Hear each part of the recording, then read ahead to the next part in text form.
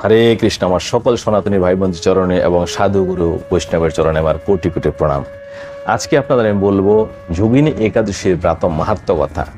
এই যে আষাঢ় মাসে কৃষ্ণপক্ষে যে একাদশী আসছে, এই একাদশীর নামই হচ্ছে যোগিনী একাদশী। এই একাদশী পড়েছে আপনার 7ই আষাঢ়, রবিবার, ইংরাজি হচ্ছে আপনার 22শে জুন, পারনা হচ্ছে পরদিন সোমবার 9টা 25-এর মধ্যে। এই একাদশীর ব্রত মাহাত্ম্য কথা শুনলেও শরীরের সমস্ত রকম পাপ বিনষ্ট হয় এমন শাস্ত্রের মধ্যে কথন আছে।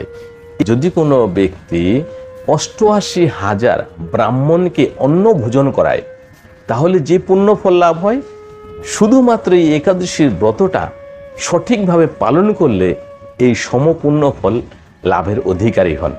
এবং এই একাদশীর ব্রতটা যে সমস্ত ব্যক্তিরা মনোযোগ সহকারে করবেন এবং ভগবান কেশবকে পুজো করবেন, ভগবান শ্রীকৃষ্ণকে, ভগবান শ্রী বিষ্ণুকে পুজো করবেন, তারা অবশ্যই স্বর্গলাভ কিংবা মোক্ষ লাভও পেতে পারেন।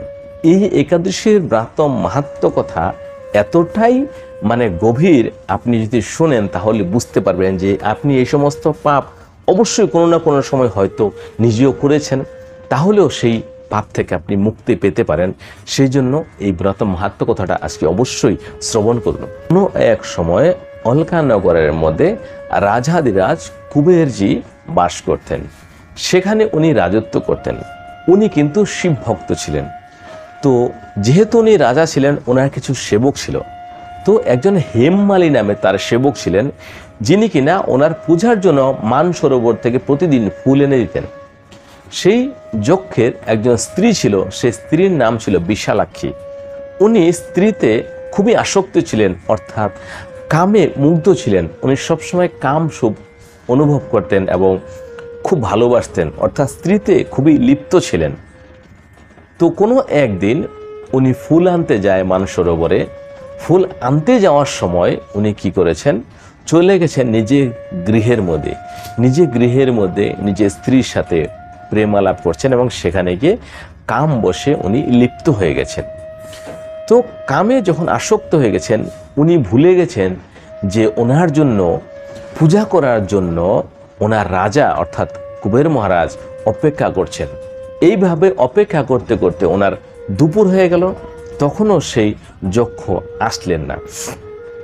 তখন কুবের মহারাজ রেগে গিয়ে বাকি অনুগামীদের বললেন যে দেখো তো সেই পাপী হেমমালী কোথায় গেছে, এখনো আসে না, দুপুর হয়ে গেছে, আমার পুজোতে দেরি হচ্ছে। তো ওনারা খবর নিয়ে এসে বললেন উনি তো কাম সুখ অনুভব করছেন, সেই জন্য আসতে দেরি হয়েছে। তো ওনাকে খবর দেওয়ার পরে সে আসলো, ভয়ে সামনে হাত জোড় করে দাঁড়িয়ে আছে। কুবের মহারাজের রাগে চোখগুলো লাল লাল হয়ে এসে, তো আসার পরে রেগে গিয়ে 2-3টা কথা বললেন যে আরে মূর্খ, আরে দুরাচারী, আরে দুষ্ট, তুই কি জানিস না ভগবানের পুজোর মধ্যে তুই অবহেলনা করছিস? শিবজির পুজোর জন্য আমি দুপুর পর্যন্ত অপেক্ষা করছি, তুই ফুল নিয়ে আসলি না, তুই তো মহাপাপী, তোকে আমি অভিশাপ দিচ্ছি, তোর সমস্ত শরীরের মধ্যে কোড় হয়ে যাক, অর্থাৎ এক ধরনের খুজলি, যেটা আপনার বারবার পাকে গলে, লোক তার থেকে দূরে থাকে, দুর্গন্ধযুক্ত। এবং আরেকটা অভিশাপ দিয়েছেন, তুই তোর স্ত্রী থেকেও বিচ্ছিন্ন হয়ে যাবি। এই কথা শোনার পরে সে সেখান থেকে চলে গেল। অনেক দিন এইদিকে কষ্ট ভোগ করেছে, পাপে জর্জরিত শরীর, স্ত্রীও হারিয়েছে। কিন্তু শিব পূজার জন্য যেহেতু ও ফুল এনে দিয়েছিলেন, সেই জন্য ভগবান শিবের কৃপায় ওনার স্মৃতিশক্তি লোপ হয়নি। ওর মনে আছে যে কি কি কর্ম করেছো। তো সেই কর্ম যে করেছে, পাপ তো হয়েছে, সেই পাপ থেকে মুক্তি কি করে পাবে? তো এইভাবে ঘুরতে ঘুরতে কোনো এক সময় উনি মেরু পর্বতের শৃঙ্গের মধ্যে গিয়ে উপস্থিত হলেন।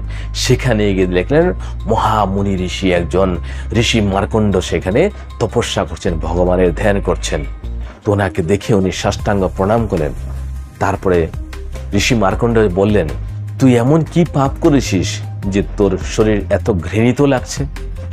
তখন উনি সব কথা সত্যি সত্যি খুলে বলেন এবং ঋষি মার্কণ্ডেয়জি খুবই সন্তুষ্ট হলেন যে তুই সত্য কথা বলেছিস, পাপ তো করেছিস, তোকে আমি একটা উপদেশ দেব। এই আষাঢ় মাসে কৃষ্ণপক্ষে একটা একাদশী আছে, সেই একাদশীর নাম হচ্ছে যোগিনী একাদশী। তুই যদি ওই একাদশীটা শ্রদ্ধাপূর্বকভাবে পালন করিস, তাহলে তোর শরীর থেকে এই কোর চলে যাবে।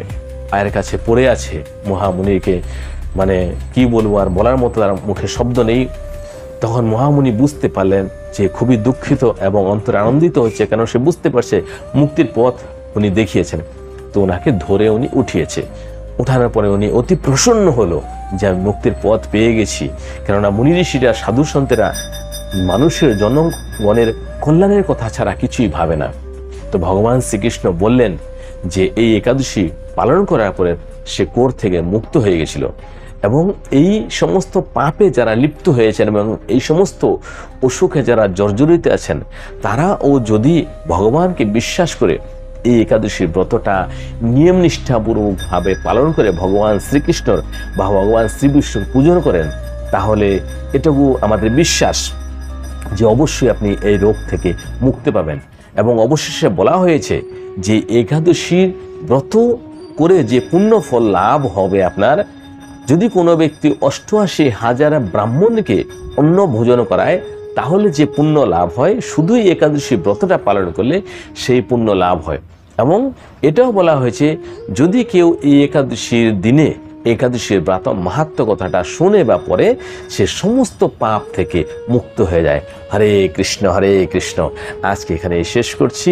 আগামী দিনে আসবো আর একটা অন্য কোনো বিষয় নিয়ে, কিংবা এর পরের ভিডিওতে হতে পারে যে একাদশীর দিনে আপনি কি কি করবেন বা কি কি করবেন না, ওই সমস্ত সম্বন্ধে একটা টপিকে আমি দিতে পারি, যদি সময় করে উঠতে পারি।